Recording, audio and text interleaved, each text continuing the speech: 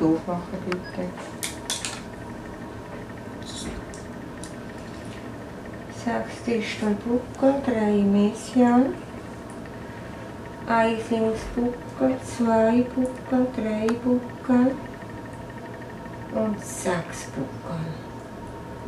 Palatinal ist gut, Lingual 6, dann 2 und beide einer und 6. 6 Mesial, 5 Mesial, beide einer Mesial, 2 Buckel, 5 Mesial und 6 Buckel. Okay. Mal schauen. Zurück, so. Hier hinten musst du ein bisschen bis hinten putzen. Siehst du hier? He? Und hier ist diese Zahn ist ganz schmutzig. Siehst du? Okay. Und da innen ist auch ein bisschen schmutzig. Aber diese, das musst du besser machen. Hier ist viel Schmutz. He? Siehst du?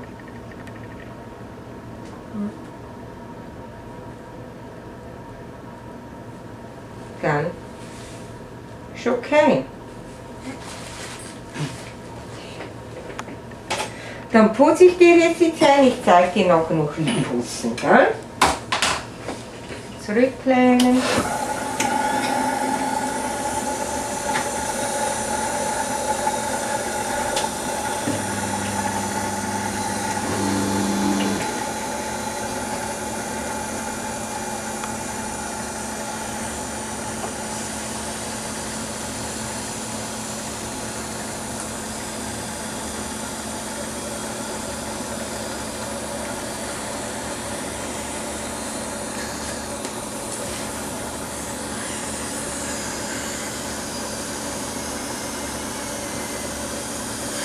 Gut, macht nicht weh, he?